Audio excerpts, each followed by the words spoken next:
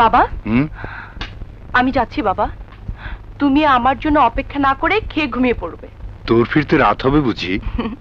জানোই তো বাবা, অনুষ্ঠানের ব্যাপার 10টা বলে 11টা, আর বাসায় ফিরতে ফিরতে 12টা। কিন্তু মা, বেশি রাত হলেই যে ভয়।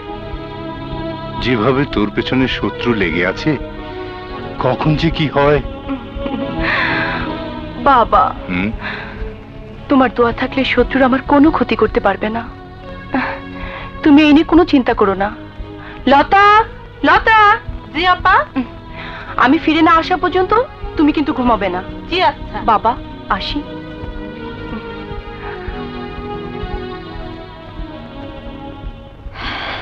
সুপ্রিয় অতিথিবৃন্দ, শাহ ট্রেড লিংকের প্রতিষ্ঠা বার্ষিকী উপলক্ষে আয়োজিত আজকের এই সাংস্কৃতিক অনুষ্ঠানে এখন আপনাদের সামনে নৃত্য পরিবেশন করবেন রাষ্ট্রীয় পুরস্কার প্রাপ্ত নৃত্যশিল্পী মিস হেনা।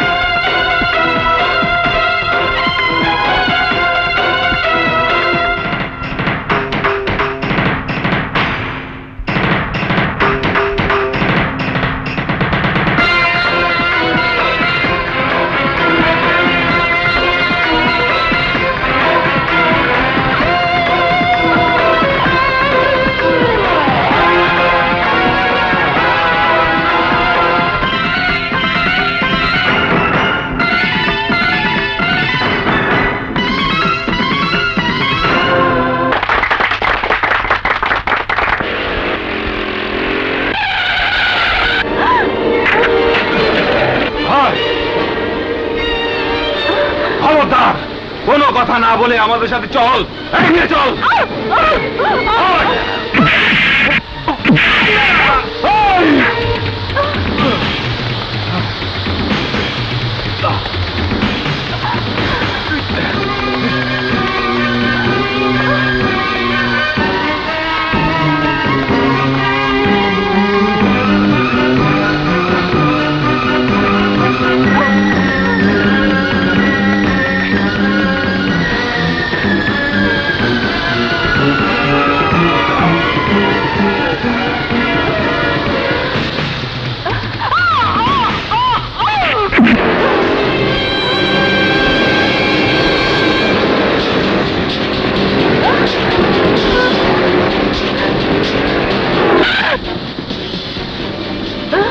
কি হয়েছে তোমার?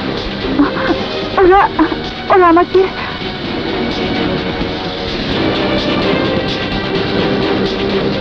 প্লিজ দয়া করে ওদের হাত থেকে আমাকে বাঁচান ভাইয়া। এই আশার বোনকে রক্ষা করুন প্লিজ।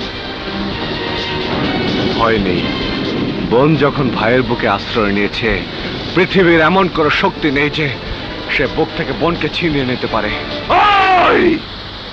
আজরাইল যখন জান কবজ করতে আসে, সারা দুনিয়ার সমস্ত শক্তি দিয়েও তাকে রোধ করতে পারে না। তুইও পারবি না আমাদের শক্তিকে রোধ করে ওকে রক্ষা করতে।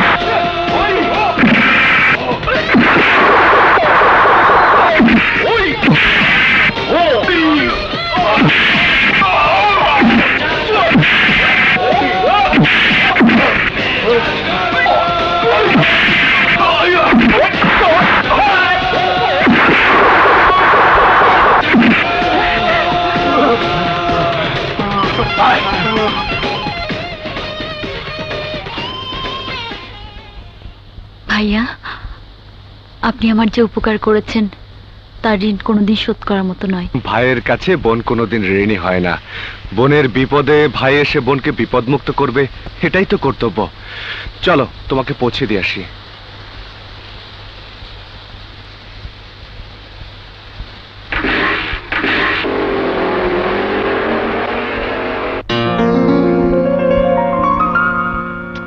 রাত অনেক হলো, কিন্তু এখনো ভাই আসার নাম নেই। ওহো, তুই শুধু শুধু দুশ্চিন্তা করিস না তো, নিশ্চয়ই বৃষ্টির জন্য ফিরতে দেরি হচ্ছে। ভাই এসে গেছে। রানী, মাই সুইট সিস্টার। বিপ্লব, এই বৃষ্টির মধ্যে এত রাত পর্যন্ত তুই কোথায় ছিলি বাবা? আর বলো না মা, বাসায় ফেরার পথে দেখি কতগুলো গুন্ডা আমার বোন রানীকে ধরে নেওয়ার জন্য দৌড়াচ্ছে। রানীকে? বলে কি? হ্যাঁ, মেয়েটা যখন দৌড়ে এসে বাঁচার জন্য ভাইয়া বলে আমার বুকে এসে পড়লো, তখন সাথে সাথে আমার একমাত্র বোন রানীর কথা মনে পড়ে গেল। তারপর? তারপর আর কি, নিশ্চয়ই ভাইয়া তার বিপ্লবী শক্তি দিয়ে আদরের বোন রানীকে উদ্ধার করেছে। কারেক্ট। খুব হয়েছে। যা তাড়াতাড়ি কাপড় পাল্টে খেতে আয়, আমরা তোর জন্য না খেয়ে বসে আছি। ওকে, আমি এক্ষুনি কাপড় পাল্টে আসছি।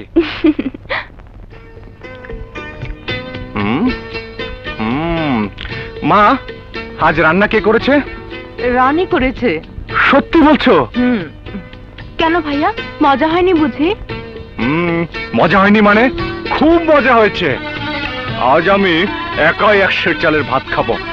আর হ্যাঁ, কাল থেকে রান্না তুই করবি, তা না হলে আমি কিন্তু ভাত খাবো না, বুঝেছিস? আরও যখন পরের ঘরে চলে যাবে তখন? সে তো অনেক দূরের কথা। না, আমি রানীর বিয়ের ব্যবস্থা করছি। বলো কি, এত তাড়াতাড়ি?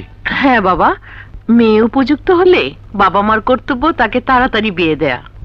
তাছাড়া ভালো বংশের ভালো ছেলে সব সময় পাওয়া যায় না। সামনের 10 তারিখ ছেলের বাবা মা রানীকে দেখতে আসবেন। পছন্দ হলে বিয়ের দিন তারিখও ঠিক করে যাবেন। দেখো মা, এত তাড়াতাড়ি আমি বিয়ে করব না। না করিস না মা, এই বয়সে বিয়ে না হলে পরে মানুষ খারাপ মন্তব্য করে। কি? মানুষের কথার ভয়ে তোমরা আমার ইচ্ছার বিরুদ্ধে কাজ করবে? রানী, তুমি ভালো করেই জানো আমার সিদ্ধান্তকে অমান্য করার অর্থ আমাকে অপমান করা। যে শিক্ষা দিয়ে আমি তোমাকে মানুষ করেছি, বড় করেছি, সেই শিক্ষা যদি তোমার ভেতরে থেকে থাকে তাহলে আর কোনোদিন বাবা মার কথার অবাধ্য হওয়ার চেষ্টা করবে না। আরে আরে, না খেয়ে কোথায় যাচ্ছিস? দিলে তুমি এটার খাওয়া বন্ধ করে? তোমরা খাও, আমি দেখছি।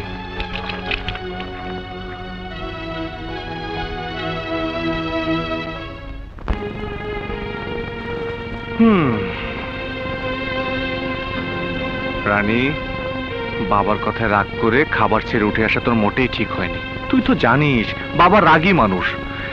মুখের উপর কথাটা না বলে পরে আমাকে বললে তো পারতি, আমি বাবাকে বোঝাতাম। হয়েছে হয়েছে, আমাকে আর সান্ত্বনা দিতে হবে না। দেখ, তুই আমার একমাত্র বোন, তোর সুখে তো আমার সুখ, তোর দুঃখে আমার দুঃখ। আমি তোকে সান্ত্বনা না দিলে কে দেবে বল? হ্যাঁ, চল খাবি, আয় তো। না, আমি খাবো না। লক্ষ্মী বোন আমার, আমি তোকে নিজ হাতে খাওয়াবো, আয়। হা হা, এ কি, তুই কাঁদছিস? না খেয়ে কেঁদে কেঁদে মরবো, তাতে তোমার কি?